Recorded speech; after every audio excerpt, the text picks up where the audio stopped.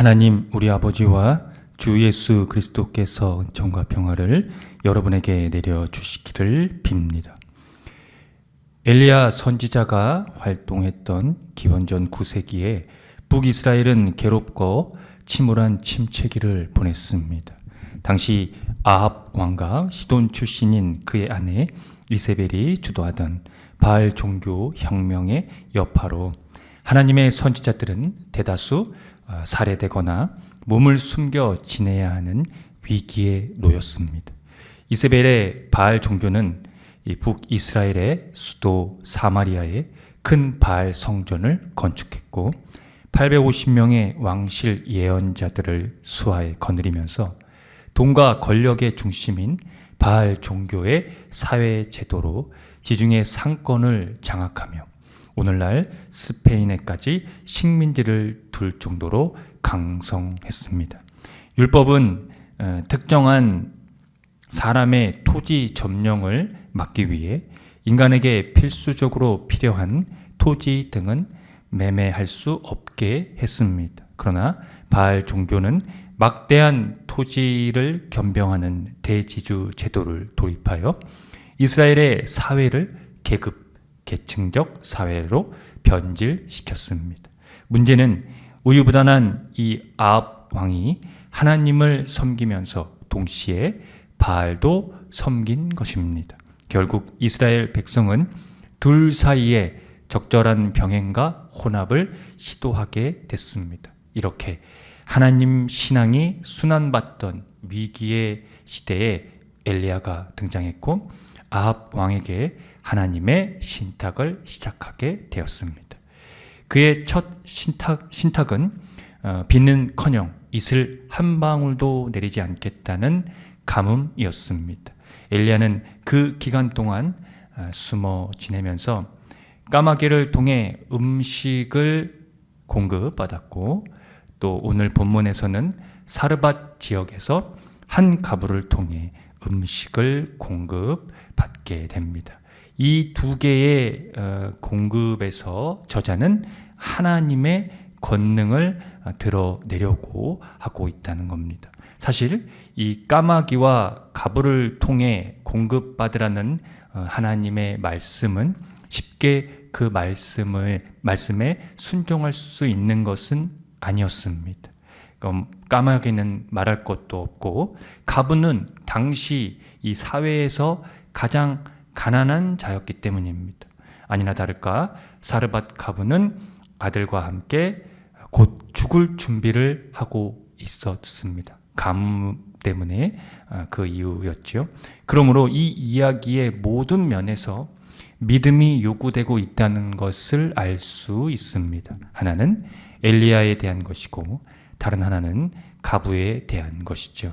극심한 가뭄에 죽을 수밖에 없는 처지에 놓였다는 것이 그 둘에게는 동일한 상황이었습니다. 먼저 엘리야는 까마귀를 통해 먹거리 문제를 하나님을 통해 경험하면서 그들의 그 어려운 그 처지에 놓인 그 상황에 근원적인 공급자가 누구인가에 대한 신뢰를 이어갈 수 있었던 것 같습니다. 그래서 가난한 가부에게 음식을 제공하도록 요구할 수 있었을 겁니다. 왜냐하면 가난한 과부라면 그들에게 힘겹고 어렵게 살 수밖에 없는 그 처지에 놓였다라고 하는 것을 엘리야가 모를 일이 없었기 때문이겠죠. 어쨌든 그 과부에게도 그 음식을 제공해 달라고 요구할 수 있었던 원인은 바로 하나님의 경험이 있었다는 겁니다. 그러나 그녀가 음식을 제공하는 것은 결코 쉬운 일이 아니었습니다. 그녀에게 남겨진 밀가루 한 줌과 기름 몇 방울은 전부였습니다. 기근에 몸을 맡기기 전에 아들과 나눌 이 마지막 조촐한 식사이기도 했습니다. 여기서 하나님의 구원 신탁이 그녀에게 전해집니다. 열왕기상 17장 13절에서 14절을 읽어보겠습니다. 엘리야가 그에게 이르되 두려워하지 말고 가서 내 말대로 하려니와 먼저 그것으로 나를 위하여 작은 떡 한 개를 만들어 내게로 가져오고 그 후에 너와 내 아들을 위하여 만들라. 이스라엘의 하나님 여호와의 말씀이 나 여호와가 비를 지면에 내리는 날까지 그 통에 가루가 떨어지지 아니하고 그 병에 기름이 없어지지 아니하리라 하셨느니라. 가부는 엘리야의 말대로 했고 그의 가족과 엘리야는 하나님의 초자연적인 권능을 경험하게 되었습니다. 죽음의 한 복판에서 생명을 맛보게 된 것이지요. 또 다른 가부에 대한 이야기가 오늘 복음의 말씀에서도 이어집니다. 예수께서 가난한 가부의 헌금에 대해 칭찬하신 일이 그것입니다. 모두는 넉넉한 데서 얼마씩을 떼어 넣은 것이지만 가부는 가난한 가운데서 생활비 전부를 넣었기 때문입니다.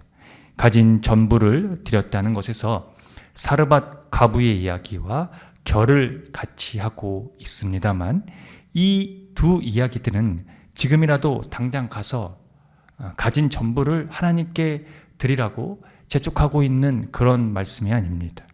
가부들의 행동과 복음서에서 말씀하고 있는 이 율법 학자들을 비교하고 있는 것이 중요한 요점입니다. 예수께서 가르치면서 이 율법 학자들, 이 서기관들을 조심하라고 하셨습니다. 그들은 대중의 인정을 받으려고 점잖은 예복을 입음으로써 자기네들의 신분을 드러내며 또 장터에서 공손한 인사받기를 좋아하고 예배와 잔치에서는 높은 자리에 앉기를 원했습니다. 심각하게는 가부의 소유와 재산을 불법적으로 점유했습니다. 유대교에서 가부와 고아는 특별한 법률적 보호를 받아야 했습니다. 따라서 그들을 괴롭혀서는 안 되고 그들의 호소를 들어주어야 합니다. 그런데 법률적으로 그들에게 도움을 주는 대가로 큰 금액을 그들로부터 착취한 겁니다. 예배와 율법을 자신들의 기득권을 유지하며 확장하는 도구로 오용하면서 가난한 자들을 보호하는 이 율법의 선한 동기를 선행하지 않고 남에게 보이려는 이 위선적인 신앙, 그리고 그들에게서 드려지는 이 기도는 그의 이중적인 이 삶의 끝으로 볼 수밖에 없는데요. 그 끝은 바로 더 엄한 심판뿐이라는 것이 그들이 마주하게 될 미래라고 성서는 선언하고 있습니다. 오늘 가난한 가부의 이야기가 우리에게 가리키는 이 주 요점은 가난한 가부들은 우리에게 요구되는 가장 소중한 것을 바쳤다는 겁니다. 즉 자기 자신을 부인한 것이 그것입니다. 사르밧 가부의 밀가루와 기름, 그리고 복음서에 나오는 가부의 헌금은 비록 적은 것이지만 전적인 희생이며 자기 생명을 내어주었다는 것입니다. 이들의 이 공통점에서 우리가 볼 수 있는 것은 연약하고 취약한 이 약자들에게서 하나님의 구원이 야기되고 있다는 겁니다. 결정적으로 하나님은 메시아를 통해 자신을 다 내어주셨습니다. 자신의 전 존재와 소유를 아낌없이 주신 것입니다. 오늘 히브리서 기자는 그것을 이렇게 표현했습니다.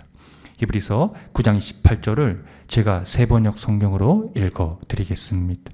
이와 같이 그리스도께서도 많은 사람의 죄를 짊어지시려고 단 한 번 자기 몸을 제물로 바치셨고 두 번째로는 죄와는 상관없이 자기를 기다리고 있는 사람들에게 나타나셔서 구원하실 것입니다. 율법 학자들과 같은 방법으로 명성이나 부를 얻으려고 하지 않으시고 단 한 번의 제물로 자기의 생명을 바치심으로 내어주셨다는 겁니다. 이제 자기중심적인 인간이 자기를 부인할 수 있는 예수 그리스도의 제자가 되는 부르심의 순종은 단 한 번의 제물이 되신 예수 그리스도께 결속되는 것밖에는 없다는 겁니다. 왜 자기 자신을 부인해야 할까요? 왜 겸손이 낮아서 섬기는 삶이어야 할까요? 왜 교회는 세상의 재물을 떠나야 할까요? 왜 자기 주머니를 채우는데 관심을 버려야 할까요? 성서는 왜 여기에 집중을 하고 있는 것일까요? 단 한 번의 재물이 되신 예수 그리스도 외에는 답변할 길이 없습니다. 함께 기도합니다.